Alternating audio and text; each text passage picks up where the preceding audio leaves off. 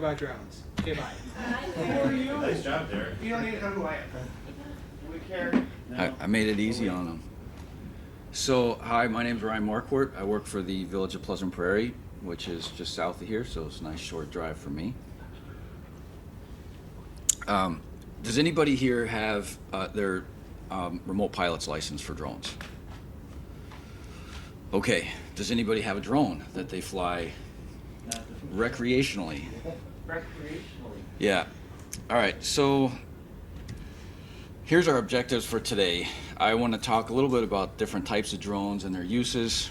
We'll talk about the FAA and go over setting up a program for your agency. So who am I? I've worked for the Village of Pleasant Prairie since 2005. I started out just managing their community media channel, their PEG channel. It has morphed into a larger role. So phones have audio, so I'm the phone guy. CCTV cameras have video, so I'm the CCTV guy. Drones have cameras, so I'm the drone guy. That's kind of how I ended up in all these working with this stuff. So drone uses and types, a lot of people think of them as you know, you can just fly them for fun, you can get some cool videos, but they have a lot more uses. So agriculture, it's pretty big in. Real estate, especially with you know, realtors getting footage of their properties. Inspection is a pretty big deal. Instead of, you know, having a guy climb a radio tower, now you can just fly a drone up and inspect the tower that way. Emergency services uses them. I've done some training with the fire department for hazmat. So instead of them suiting up a guy and sending him to the hazmat location, we can fly a drone in, get a brief, you know, view of maybe what's going on, and then they can send the proper people in with the right equipment. Shipping, I'll believe it when I see it. And then of course recreational use, so flying drones is just fun. So the different types of drones that are out there that I found, probably the most common is what I would consider a prosumer drone. I've seen them as cheap as, you know, about $300 and going up to, you know, $6,000. They're pretty versatile. You know, we've got what I would consider prosumer drones where I work. They're easy to deploy. You can buy a kit that allows you to fly a little longer. You know, so they're probably a big part of the market share. Commercial drones, you know, you're looking between $5,000 and $30,000. So DJI has a Matrice 300, which I've priced out, you know, somewhere between $20,000 and $30,000. That doesn't work for, you know, especially municipal budget. It gets put down on the important things to buy. So there's also the professional cinema type, and these are really, what I found is they're professional grade drones, but they have attachments for your DSLR cameras or your, you know, the type of camera that can attach to it. And again, these are, you know, upwards $20,000, $30,000. There's a Google search, you're going to find all kinds of places to purchase these. B&H Photo, there's Drone Fly, Drone Nerds. I mean, all those kind of places. I think we bought one from Drone Fly, and then I think we did buy one of them from B&H. So pretty easy to find out there. The one thing I will say, especially with municipal government, is most of these drones are made overseas. So DJI is a big example. They're made in China. There's cybersecurity issues. The federal government has, I think they might have relaxed some of them, but for any kind of federal funding, you can't use a DJI drone because of the cybersecurity concerns. So I've had a tough time finding, you know, American engineered, American made drones. There's not too many of them out there, but there are. So that's something to take into consideration. You know, if you're applying for a grant or something like that, you know, pay attention if there's any kind of rules against buying a DJI, because the DJI drones they're the biggest part of the market share. I mean, it's probably 80-90% if I had to guess. Explain an acronym. What's that? What's that acronym mean? DJI is just the name of the company. Okay. So I'm not sure what Oh, their that's fine. what the name is. So the Federal Aviation Administration, or the FAA, is the regulatory body over flying a drone legally, and they consider drones aircraft. So the way I see it is they're kind of allowing us to play with the manned air flight, and there's a lot of regulations, and the fines are pretty substantial if you break those regulations. So manned flight, those pilots are used to dealing with a heavily regulated industry. There's a lot of rules that they have to follow.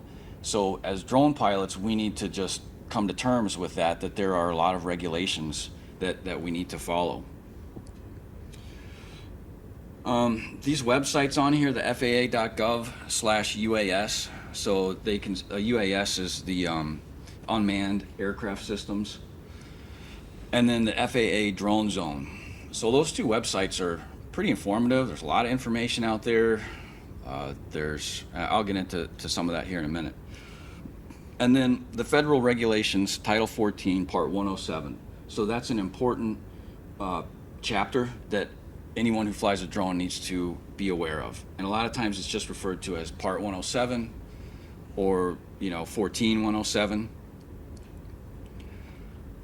So this is their kind of process that they recommend. Learn the rules. So there's a lot of rules that you need to know when you're flying a drone, and then become a certified pilot and register your drone with the FAA. That's kind of their 3 bullet points, so we're gonna go through those. So the first one is learning the rules. And by no means is this an exhaustive list with every detail you're going to need to know. This is going to be an overview of what you should look for, and then you're really going to have to go out and do a little investigating. So who can fly? I notice I'm wearing the same coat that I am in this picture, but so recreational users, most people are not going to fall into this category. Recreational users are people who fly just for fun. That's all I'm doing. I'm taking my drone, I'm going to an airspace that's unrestricted, and I'm flying it just because it's fun to do. If you're a volunteer for an organization, if you're providing any kind of footage to an organization, that doesn't fall under recreational use. So technically, you need to have your certified remote pilot's license. There is also another way to fly, and that's under a certificate of authority, or a COA. But again, that's very specific, and the process to get that certificate of authority is very involved. The agency that I work for, we're looking into that process. It really becomes restricted down to emergency services. So if you're police, if you're fire, you can fly under the COA. Otherwise, everybody should just fly under the 107. There are some ways to fly as an educational user, but again, I think it's going to be very narrowly defined. So I just say, when in doubt, fly under the Part 107. The process to get it, we'll go over that, and it can be used in a lot of different areas other than just for community access. So to get your certified remote pilot's license, you must be over 16, read English. We'll go over some of the specifics here in a little bit. So that's kind of who can fly.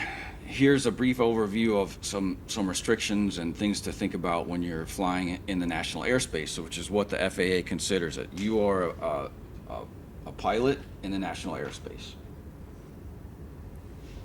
So there's airspace restrictions, which we'll take a look at. The rule of thumb is you should fly below 400 feet. If you're over 400 feet, most likely you shouldn't be. You want to maintain visual line of sight. So if you're flying and you can't see your drone with the naked eye, you are out of regulation. Flying over groups of people, this was a totally off limits thing until earlier this year. They relaxed the rules a little bit, and we'll go through those. Night flight, you used to have a waiver for. That has been I'll say relaxed, but there's stipulations to fly at night. A lot of this is going to be common sense. If there's a plane in the area, don't fly by the plane. If you see a helicopter coming, don't fly by the helicopter. So a lot of the stuff, especially the stuff on the test, it's common sense. At least I think it's common sense. Another one is emergency situations. And so I've talked with people from Flight for Life, and this is really a big concern of theirs, is people who have a drone and they see that there's been an accident or some kind of emergency services needed event. I'm going to go fly my drone around and get some footage of it. Well, in comes the Flight for Life helicopter, and now you've got a manned aircraft competing with a drone. And if these two things collide, you're talking about people's lives. So that's kind of a don't fly around emergency services when an event's going on. And obviously, drugs and alcohol don't mix with flight. So now the real rules. This is the Code of Federal Regulations, Title 14, Part 107. And this discusses the Small Unmanned Aircraft Systems, or sUAS, as far as the federal government is concerned. It is broken down into different subparts, and we'll just kind of briefly go through these parts. This is important to read, not just for the test. It's just good to know. So it's not really that long. Probably take maybe 45 minutes to read through, but it is good to know, just as good general information. So subpart A is the general section. It provides definition of terms. What does it mean when they say visual observer? sUAS is referred to as a small unmanned aircraft system. Who this regulation applies to will be explained in the general section. The steps to go through, actually that's a little bit further down. So another thing that they're real big on is if anyone from a authority agency asks to see your pilot's license, you have to be able to show them your pilot's license. And that could be police, that could be someone from the FAA. There's a big long list of people who are considered authority agents that can come and ask to see if you're flying legally. This section talks about if there's an accident, you need to report that to the FAA within 10 days.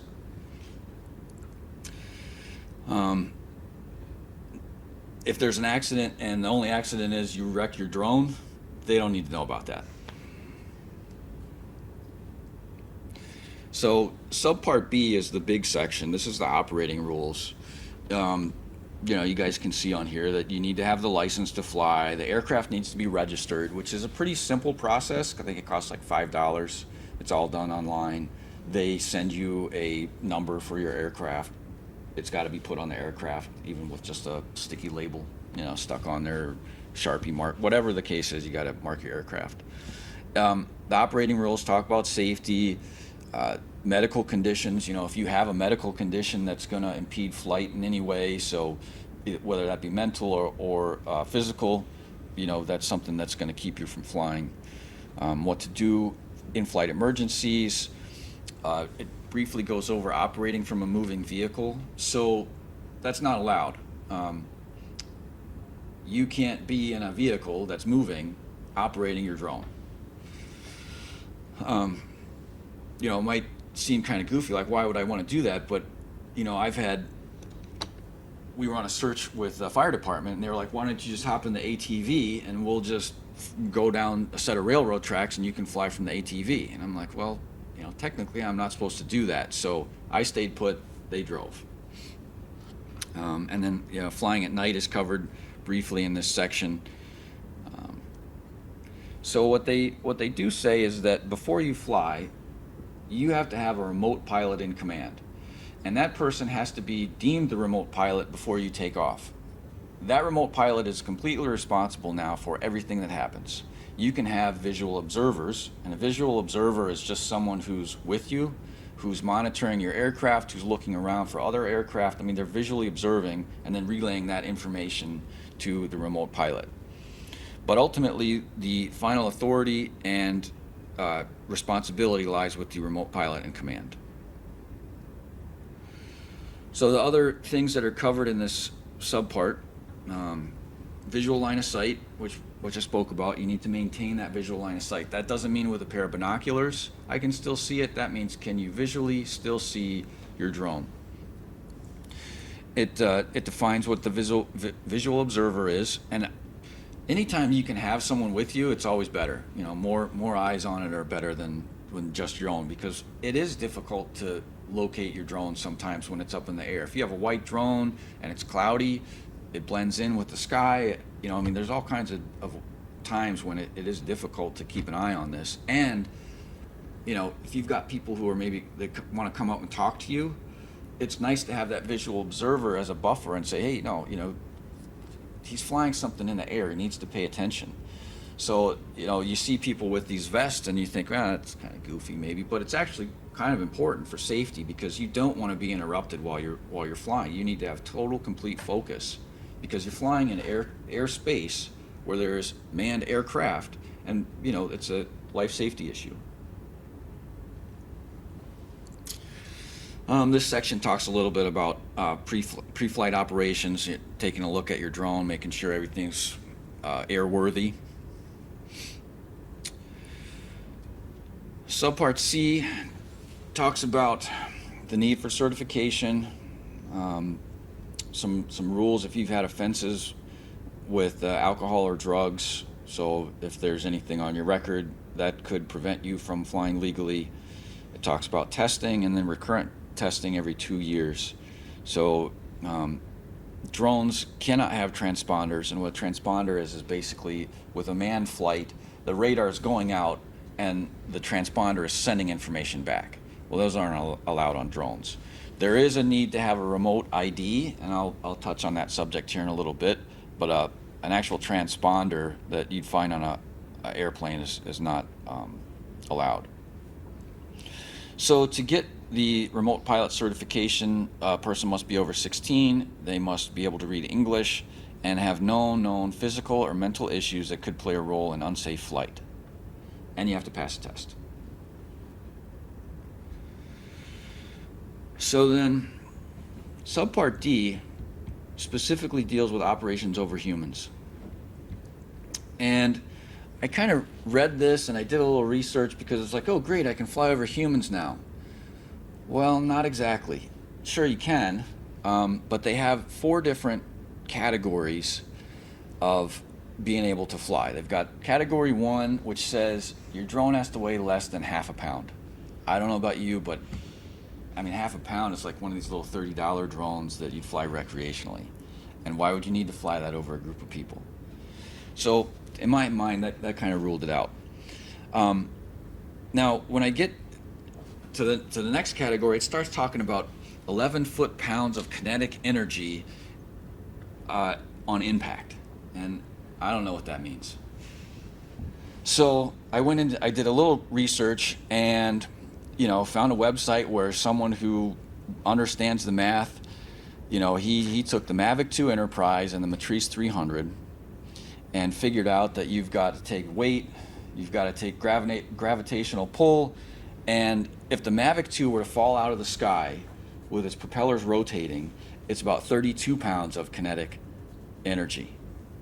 And the Matrice is 223 pounds of kinetic energy, which is clearly beyond the 11 foot-pounds that they say. So right there, you know, can I fly over people? No. But then they've got this thing in here that says it does not contain any exposed rotating parts.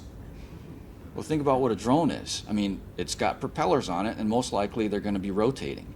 So some drones have the guards on it, and that's what it says. It says can't be exposed rotating parts. But if you have a drone, can you take your guide and stick your finger in between the guide and the blade? Yes, you can. So I don't really know how I'm going to fly over people with this regulation, but it's there, and if you can meet every part, go ahead. What I do is I don't usually fly directly over people. So this photograph right here, the nice thing about having a 4K camera on a drone is I can fly further away, and then after the fact I can take my video and I can zoom in a little bit So it looks like I am flying overhead, but in reality, I'm on the other side of this lake.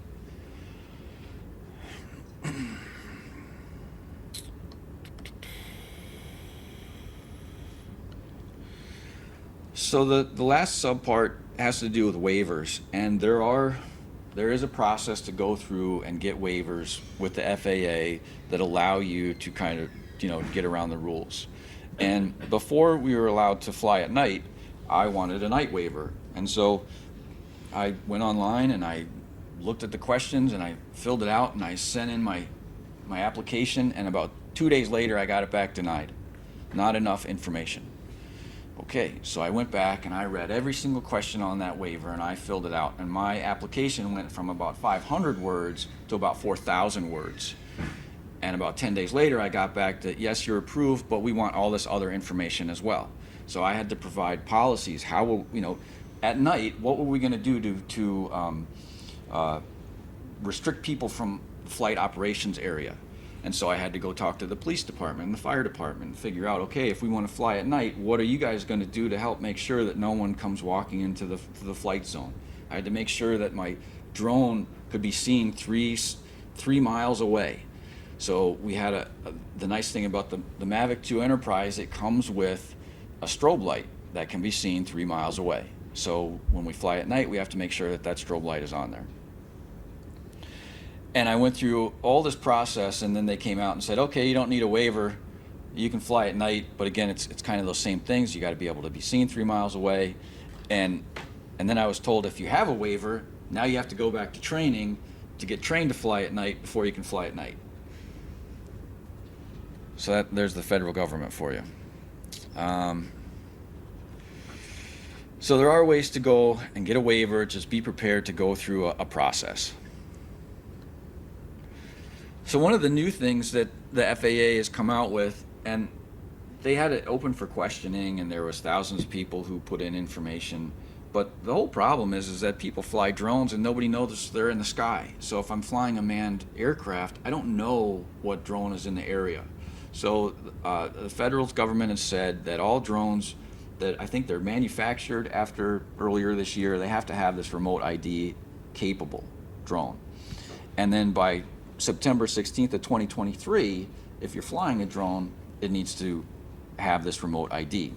And you can have it where it's built in, you can have it as an add-on, and if neither one of those two things happen, then you can only fly in this FAA recognized identification area. The problem that drone manufacturers are seeing is that the federal government hasn't released the technical standards for the remote ID. So most drones, they're capable. They can, once the technical standards have been put out, a firmware upgrade should just turn these things on. And what that's supposed to do is be able to provide the authorities, the capability to see what drones are in the air.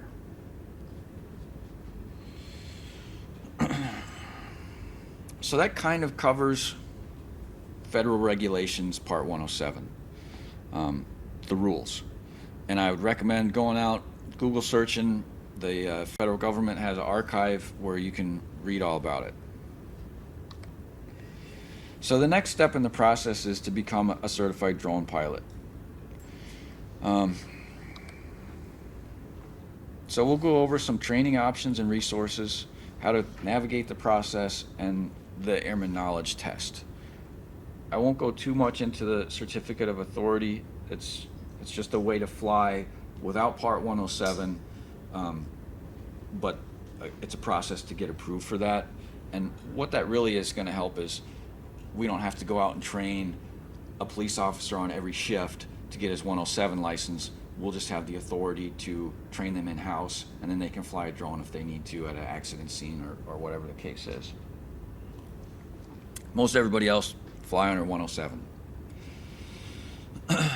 So the FAA has free resources online. They've got a remote pilot study guide, which is it's a free PDF. You can search it and download it, and it's got everything that you need to know to pass the test. there's a supplement book, and I recommend getting that supplement book because that's the same book that you will see on the test. So they'll ask you questions and you'll refer to that supplement book. So it's good to have that as you're reading through things, and it's more of a graphic type image where the study guide is more just text. And then there's the Aeronautical Chart User's Guide, which is basically when you're looking at the supplement guide, you're going to need the chart to tell you what all those little symbols mean, because I'm not a pilot. I've never been around planes. I have no idea. So this was all new to me. If you've been around people who are pilots and know the airspace, then you've got a leg up. So I will say that the test is hard, especially if you're unfamiliar with aeronautical practices. A lot of it is common sense, but there are certain things that I struggled with and the people that I work with struggled with. So I want to kind of hit on those topics. The test is 60 questions. You've got 2.5 hours to complete it, and you need 70% to pass. So 70%, I mean, you can do that. I studied the course. I took 2 practice tests, and I missed 2 questions. So, if you study, if you read the materials, you're going to do just fine. I used the Drone Pilot Ground School. I found it was very informative. They gave you random practice tests. So I took 3 practice tests, and when I was scoring the 90 percentile, I thought, okay, I'm ready to go take the real test. And I did. A lot of it was the same questions, and or similar questions, not the same questions. So I think the cost was $200, and you keep the program forever. So now when I go back through the reoccurring tests, I just reference the groundschool.com and kind of refresh everything, and I've been through the recurring test. So to take the test, you actually have to go to an authorized testing center, which in my case was the airport in Zion, Illinois. You used to have to go back to the airport to take the recurring test, but they've said, no, you don't have to do that, you can do it online. So once you pass that initial one, now the recurring tests are all just online. What's on the test? These are the topics that they list in the study guide as being on the test. Airspace classifications, weather, and airport operations, for me, were the most difficult ones because I'm not a pilot. I didn't know about airspace. I didn't know how to read an aeronautical chart or dissect weather reports. And I've got some examples of weather reports. The rest of the stuff for me, I thought was pretty much common sense. It talks a little bit about decision making and judgment. The mental aspect of flying. Is it a great time to go out and fly if you've just had a conflict or been in a fight? Probably not. It's like those type of things, common sense to me. You got to be in the right frame of mind to go out and focus on the job at hand. So we'll go over some of the what I thought were the more difficult items on the test, and one of them is airspace classifications. So this is important because there's a lot of places where you just can't fly. If you're anywhere within, I think, 5 miles of an airport, you're not supposed to fly there. And there's a lot of airports around here, smaller regional airports. So airspace classifications is an important one to look at. Most of the time, we should be flying in Class G. And if you're in a more rural area, chances are that below 400 feet is a Class G airspace. If you're in, anywhere near Green Bay, Madison, Milwaukee, absolutely Chicago, you're probably flying in restricted airspace. So I'll go over some of those details about how to get authorization to fly in those spaces.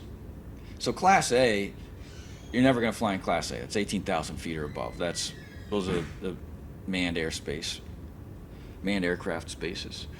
Class B, C, and D are usually around traffic-controlled airports. And if you think of it as like an upside-down wedding cake, that's kind of what the airspace looks like. And it makes sense. Plane takes off from an airport, a small central location, and as they go up, that airspace that they need is going to expand. We'll take a look at the map. There's a map, and if you search FAA visualize it, you'll get a map of the restricted airspaces in your area.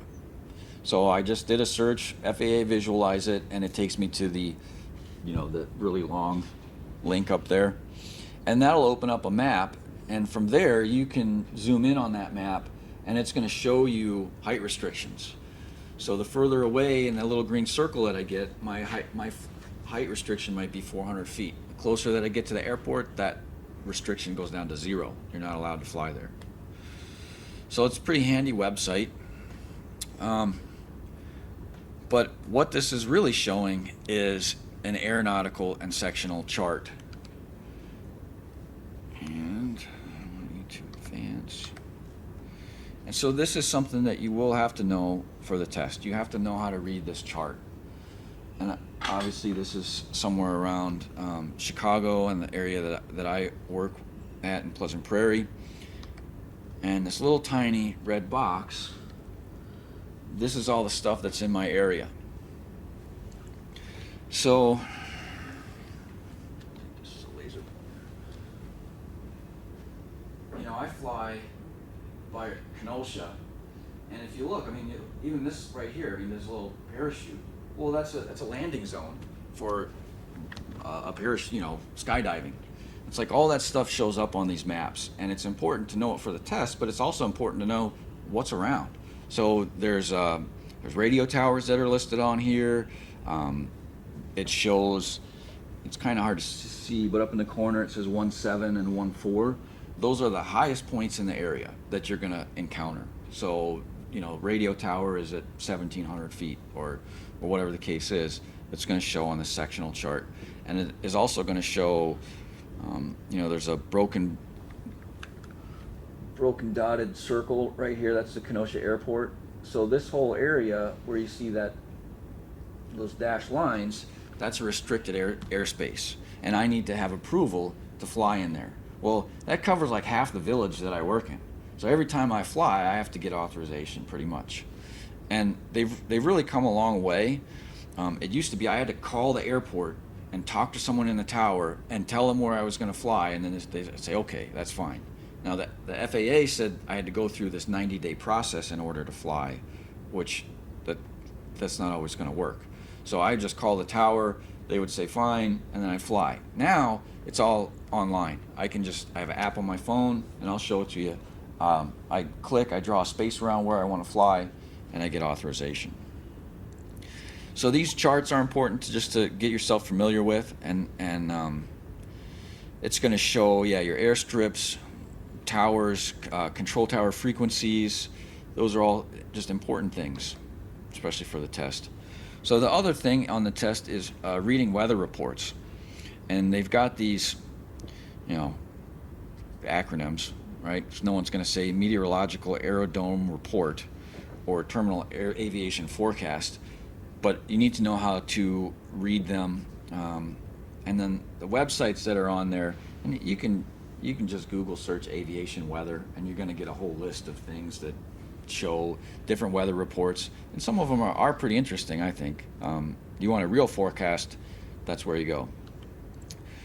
But this is how they spit out. So the METARs, the one on the left, you have to know how to, on the test you're going to get something that says that. Sorry, touch screen. And then online you can just flip and go to translate it, and it'll show you what it is, but they're not going to have a translate button on the test. You have to know how to read that. So, that's the Kenosha Airport. It's the 13th day of the month. It's at 17:53 Greenwich Mean Time, basically. Winds are coming out of the east, basically, at 11 knots.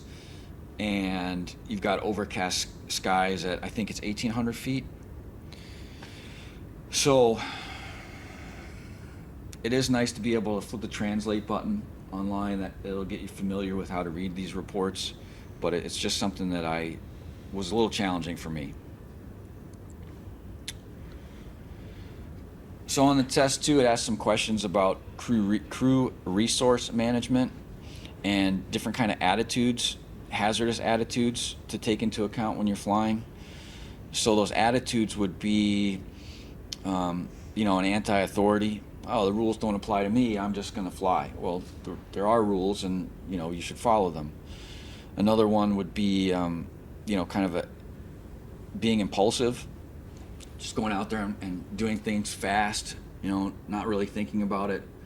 If you have that kind of mindset, what they want to know is what the test is trying to question you on is, don't have those kind of mindsets when you're going out and flying. Invulnerability is another one. So it's the thought process of, oh, this won't happen to me. Yeah, it might, and you need to take that into account. So crew resource management, decision making, those kind of things, there's questions like that on the test. Another one's airport operations. And again, I'm not familiar with this, so this was new for me to learn. But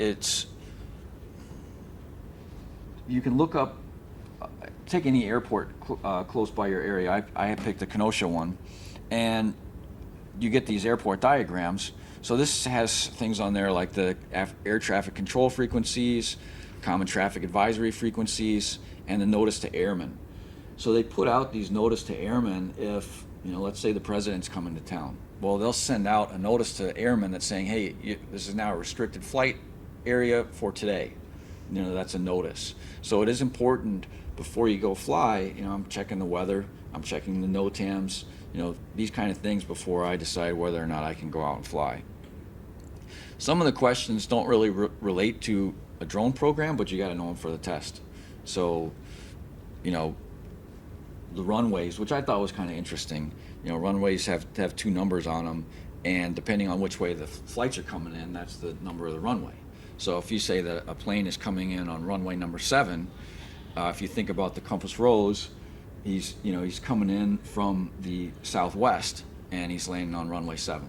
So just kind of some things that I really never thought about, but were kind of interesting to learn.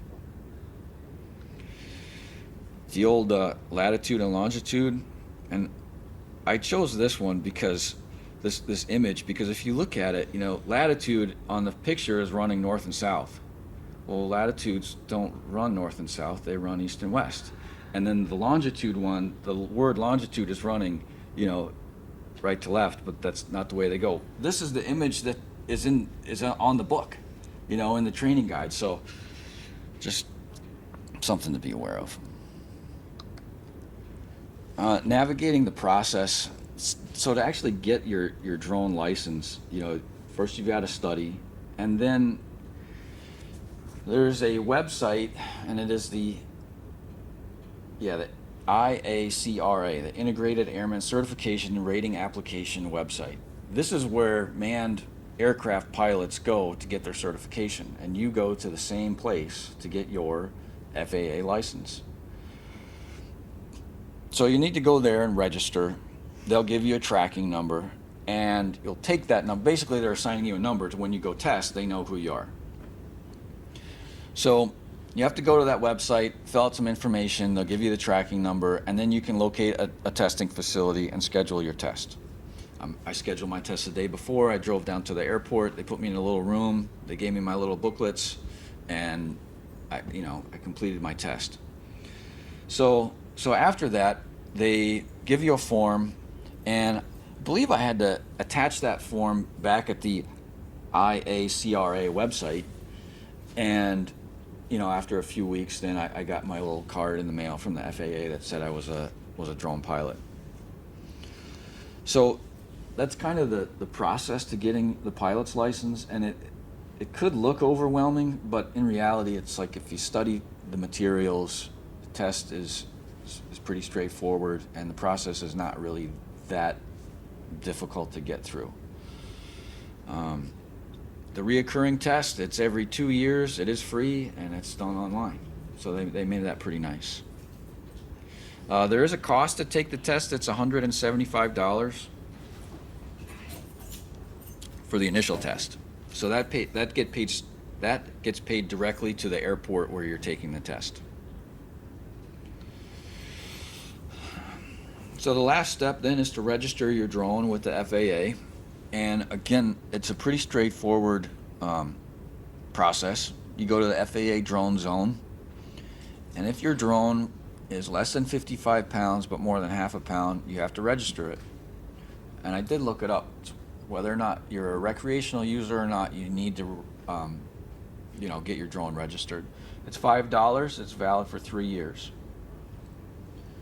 And I think you can go in there and say, I'm registering this as a recreational user, or I'm registering this as a Part 107. And then when you log back into your FAA drone zone, it'll show you, the inventory that you've registered with them, if you have any waivers, any claims, any things like that. So when I say don't mess around with the FAA, I'm being serious. I mean, if you look, there's fines in there, and I saw fines from $27,000 on up. And there's criminal penalties. So it is important to know the rules, fly by the rules, and have some kind of policy in place. Basically, don't mess around with the FAA. So I kind of touched on this. It's a remote ID, and just be aware that that's coming into play next year, which is, it's only a couple months away. So setting up a program for your agency, it starts with choosing the right technology for the job. Do you need a $30,000 drone to go out and get some footage for the community media channel? No, definitely not. You can get great footage off a $300 drone. There's probably a sweet spot in there, something that's functional, that provides you some flight times. If you just buy a drone out of the box with one battery, you're going to get maybe 15 to 30 minutes of flight time. So you spend a little extra money and get a Fly More kit where they've got 3 batteries and some mobile chargers and things like that, an extra set of propeller blades. Yeah. We set up a drone crew. So we've got people from different departments in our municipality that are part of this drone crew. We've got police officers from various shifts who are on there. We've got some public works guys who are on there.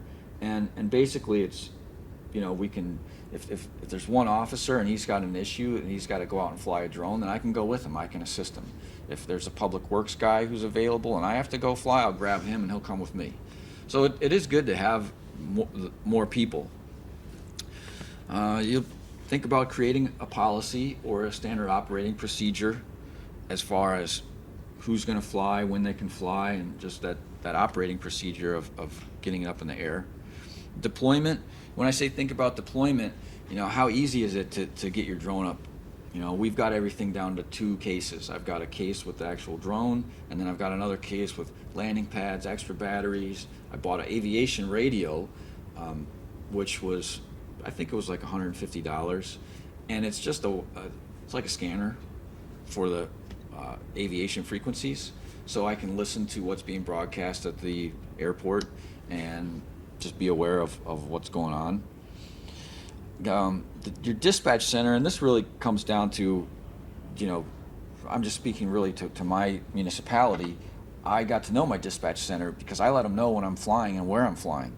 That way, if a member of the public calls and says, yeah, there's this guy out here flying around, well, they don't have to send an officer to come find out what's going on. They know. So that's something to think about. Knowing your sectional charts is important. Know what's in your area. And one thing, if you have the ability, is explore the areas where you can be an asset to your organization. It's not just going out and getting some nice footage.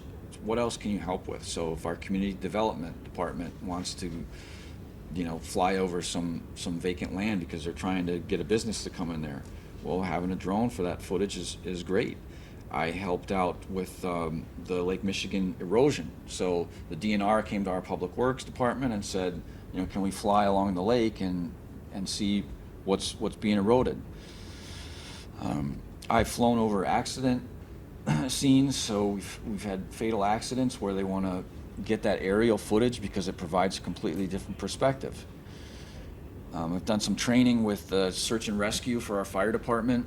where we've taken, different items and put them out in a field, and I go out and see if I can find them, provide GPS coordinates, and they come in with the ATV to, do the quote unquote rescue. So I've gone out with them with some training, some things. We've had a couple searches, lost, I think there was a lost boy or something like that. So we flew at night with the night vision capability camera. One of the drones we have has that in there.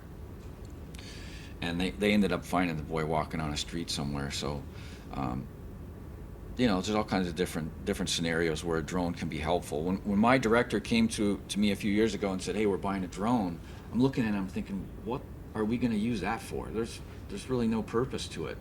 And once we got it and I got into it, it's like, oh wow. Now I'm thinking like, hey, can we use a drone for that? Can we use a drone for this? So they're pretty versatile, and it's a good asset. One other thing to think about is insurance, liability insurance, and equipment insurance. So I did talk with our city finance people, and they looked into it. Liability was covered under our policy.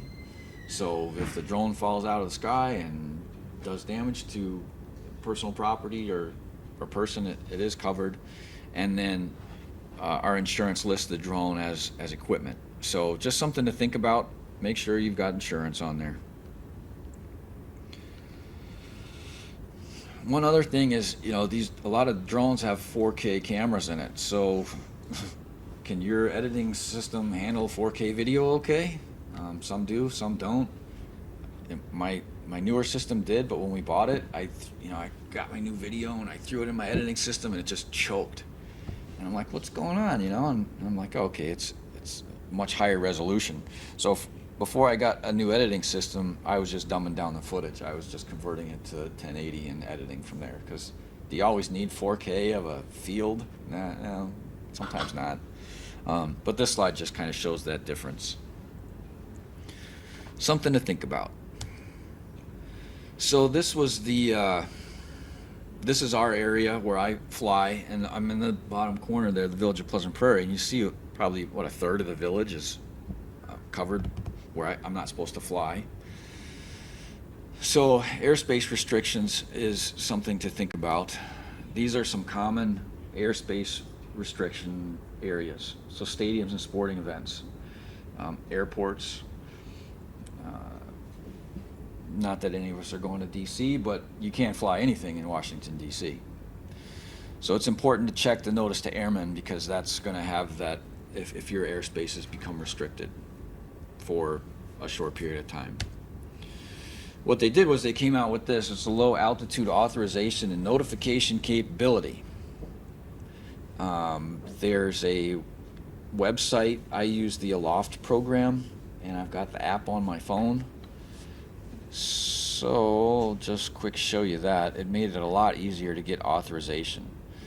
I open my program. I tell it I am a Part 107 commercial pilot. It asks me, where am I flying? How long am I flying? I get to draw a little map, and right off the bat it's going to tell me whether or not I can fly. So I put in, when I was testing this out, I inadvertently just put in I'm flying at 400 feet. Well, that's a flight restricted area, and I can't fly over 300 feet. So immediately it popped up and it said, nope, you're not flying there. It's going to be at least another 48 hours before it's approved. I dropped that down to below 300 feet, and it turned green, and it said, yeah, sure, you can fly there for pre-authorization. So you hit next. It says, do you agree and submit? You do, and then I get about 15 texts on my phone from the FAA saying that, yes, you're okay to fly, but here's all the restrictions and regulations you have to think about. So different scenarios, just kind of, wanted to go over a few different things. I mean, you can get nice pictures of fall by the lake. This was at our power plant, so we did some hazmat training, and I was able to fly in before the department and kind of let them know what was going on. We've done some nighttime training. Actually, that was out on the ice. They were doing ice rescues, and that's just a thermal image from one of the cameras that we have, and then the lakeshore erosion. And then it's just great for the, planning and zoning, PR. I mean, there's a lot of different uses for flying a drone. And I think that's all the time I have too. So if you got questions, I'll try to answer them. Yeah. Could you go back a few slides to the Aloft website? Yeah. Thank you. Yep. Yeah, they just rebranded. They were known as something else, but they've got an app out there, and it's a pretty good website. You can request authorization right from the phone. So, and it does show conditions, flight conditions, things like that. So it's pretty useful.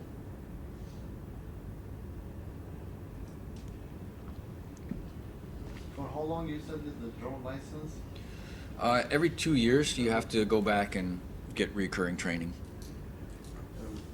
But once you do the initial training or pass the initial test, which is in person, the rest of it's free and online.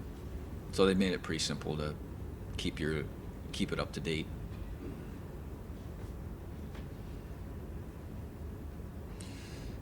Any other questions?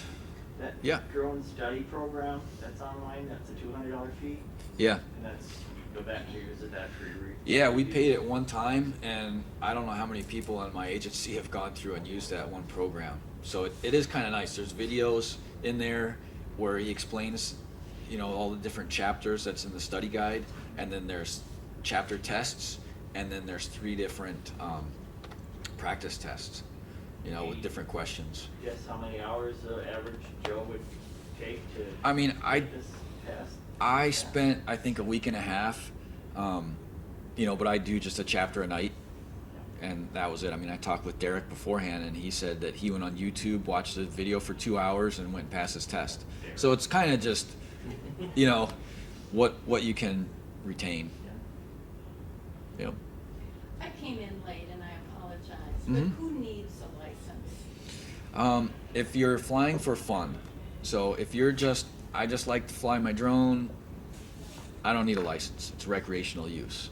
Beyond that, you need a license. So if you're a volunteer for an organization and you're flying for them and you're providing footage, you need a license. If you're getting paid to fly, you need a license. So unless you fall under that nice little category of I'm just flying for fun and nothing else, everybody else needs a license to fly. Yeah. Are there any drones that you recommend for people in our field? Setting aside the China cybersecurity issue, the DJI Mavic, especially like the Enterprise, I think it's the DJI Mavic 2, is a really nice drone. Camera's great, small form factor, the price isn't way out of line. I mean, you're still looking at, I think they're like $1,500 right off the bat, but it's fine. And I've flown it, the one where the thermal imaging camera on the ice, I mean, that was in midwinter, and the winds were probably like 25 miles an hour, and it was steady. I mean, I had it low. I probably wasn't above 50 feet, but it did really well in the wind. So, yeah, you don't realize the higher up you go, it gets really windy up there, But, yeah, so I think that's a pretty good drone. Okay, thanks. Yep. So somebody gave us some aerial footage to use. Mm-hmm.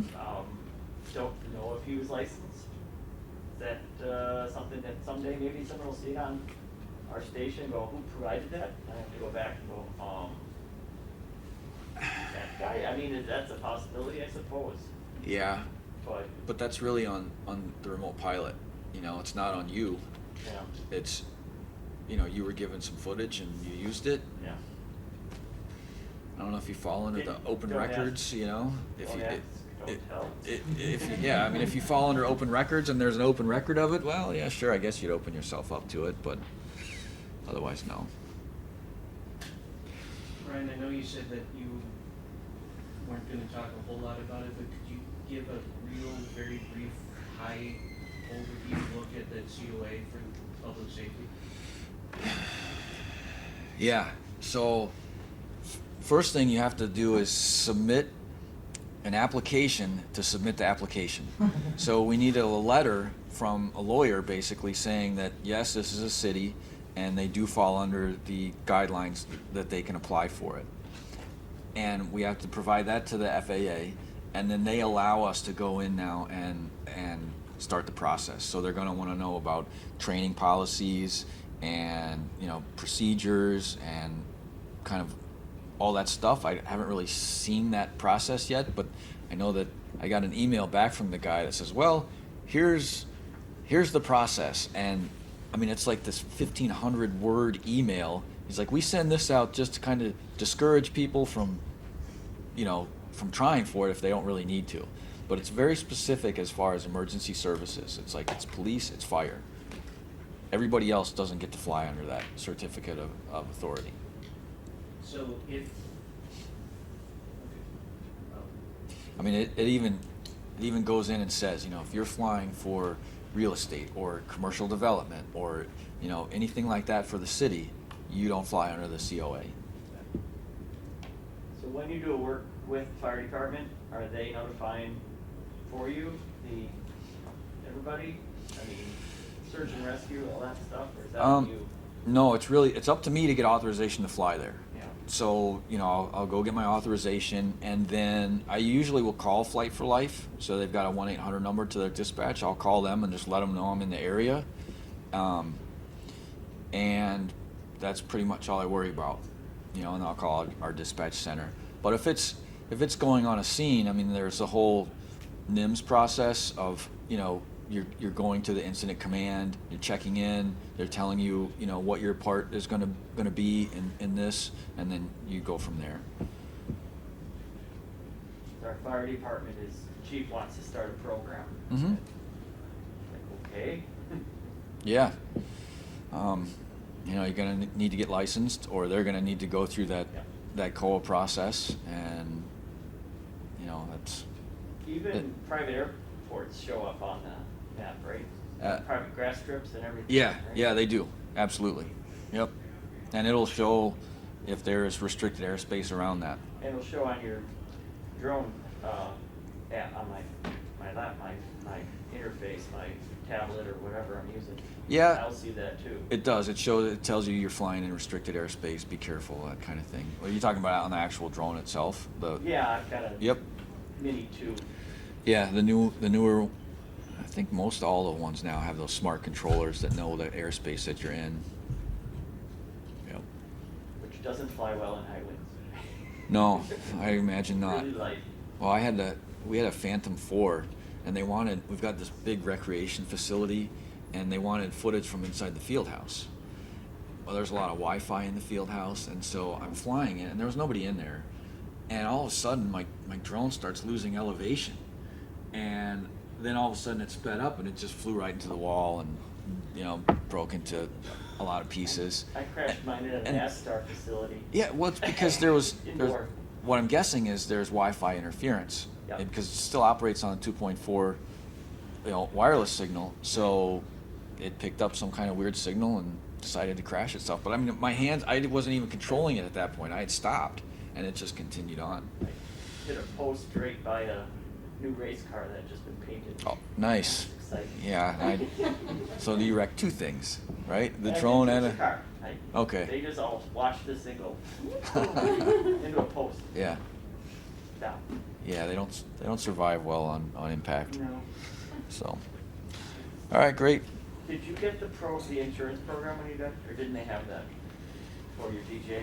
So it was one of those things where our finance department was going through their yearly insurance meeting, and she called and she said, "Do we have drones?" Yes, and they added that into the liability. The replacement policy that they have though, that the company has? Yeah, So- it covered it under contractors' equipment, and I want to say there was $1,000 deductible on it, so they just consider it equipment. You know, if you crash, DJI provides it's like $60 for the first year of insurance, so if you crash your drone, they'll replace it. Yeah. Yeah, I mean, I sent the Phantom 4 back to get repaired, and it was about $300, and they repaired like everything, Yeah. so it wasn't too bad. I was I'm thinking, oh God, this is coming out of my check. Yeah. That does. The little ones are really hard to see. I don't know why they made them gray. Yeah. I mean, tinier they are, the harder they are to see. I actually like the darker ones. I mean, the dark gray ones. Mhm. I thought are easier to see because my white one gets lost in the clouds all Sure. the time. But that dark one is kind of a contrast. Does the strobe work during the day that you could Yeah. actually help see a little further? Yeah, it definitely is. It's bright. Could stick an ad on? Yep. Yeah, the Mavic 2 Enterprise has the strobe, and then it's got a floodlight or it's got a speaker. So we've used the floodlight at night Yeah. because we flip back and forth between the thermal imaging cam and the floodlight, you know, if we're flying at night. So it's pretty handy. And then the strobe, there's like a strobe underneath. So, yeah, it's pretty cool. Thank you. Yeah, absolutely. Enjoy the rest of the day.